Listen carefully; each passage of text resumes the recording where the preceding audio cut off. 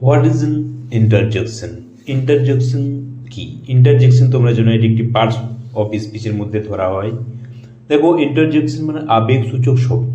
Interjection মানে কি বললাম? আবেগসূচক শব্দ। ইংলিশে মিনিং কি? Thrown into.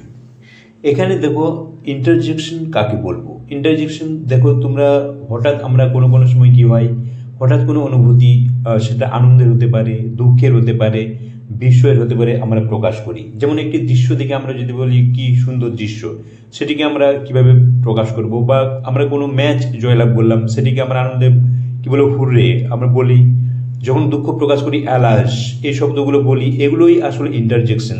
তাহলে আমরা ইন্টারজেকশন কাকে বলবো? And interjection is a word or phrase that expresses strong emotion আর সাডেন ফিলিংস। অর্থাৎ কোনো তীব্র আবেগ বা হঠাৎ কোনো অনুভূতি যখন আমরা প্রকাশ করব যে শব্দগুলোর দ্বারা, সেগুলোকে আমরা কি বলবো? ইন্টারজেকশন। এখানে মনে রাখবে ইন্টারজেকশন, এখানে এক্সাম্পল দেখে নাও।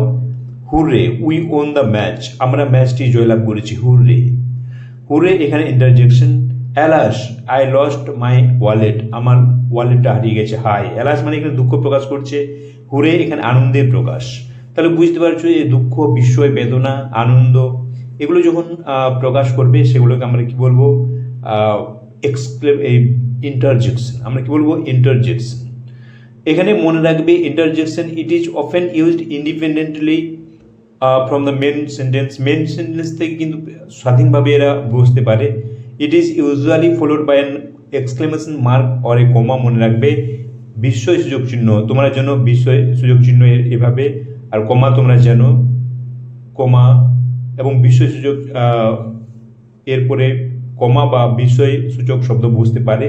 আরও কয়েকটি ইন্টারজেকশন ওয়ার্ড দেখে নাও। সারপ্রাইজ বোঝাতে যেমন ও, ওয়াও, বিস্ময় প্রকাশ করতে। স্যাটিসফ্যাকশন, পরিতৃপ্তি, আহা। পেন, আউ, বেদনা, যখন তুমি ব্যথা পাচ্ছ তখন কি বলো? আউচ।